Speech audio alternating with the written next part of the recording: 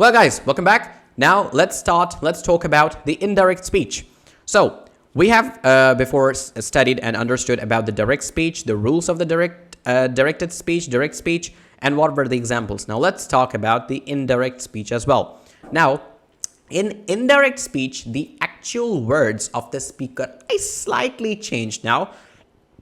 For example, we had our examples over here that John said, when I came to home, when I told my mom or my sister or my father that, hey, John bought a book for me. But I didn't say that John bought a book for me. I said in a direct way that John said, I bought a book for you. Saying exactly John's word. But when I say indirectly, because most of the time, actually, we are talking indirectly, okay? We are reporting people. We are reporting them. We are indirectly speaking. It barely happens that we quote someone's word exactly. I'm just talking about a normal scenario. Scenario means situation, normal setting, okay? So, as it says that they are slightly changed, let's see. This is because the actual words were spoken by a speaker in past time.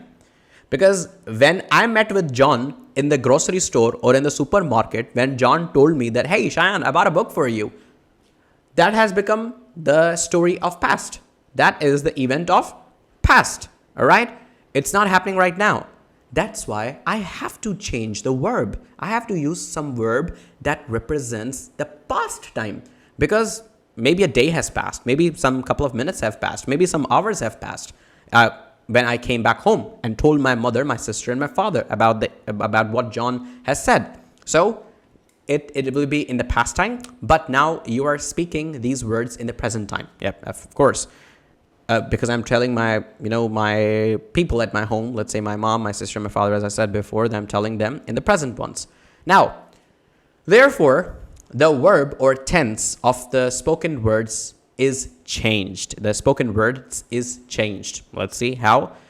Similarly, when the speaker was speaking these words, she was addressing you directly.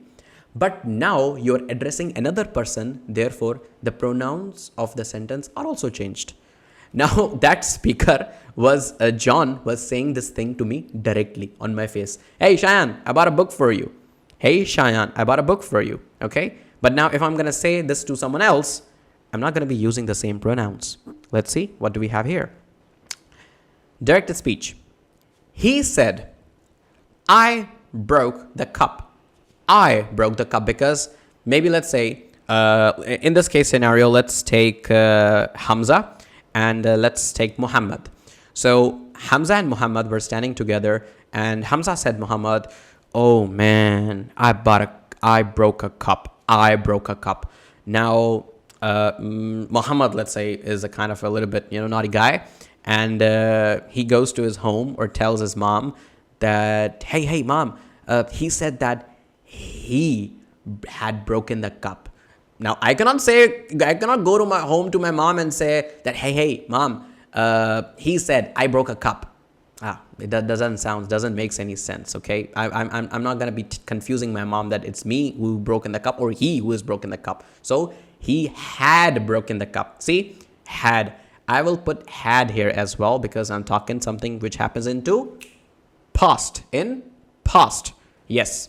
Now, okay.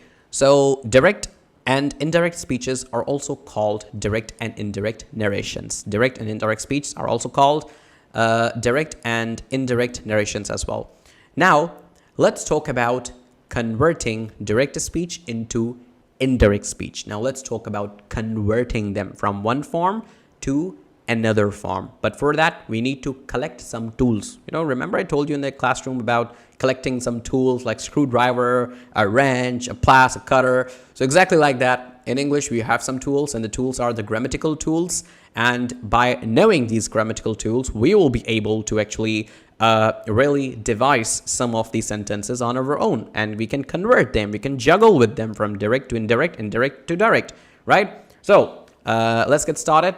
And for that, I'll be making another video that you can do. It will be easier for you to watch short videos and then follow the playlist as well. So yeah, see you another one. Make sure you watch that. Otherwise, it will be a little bit difficult for you to learn this one. All right, so see you in another one.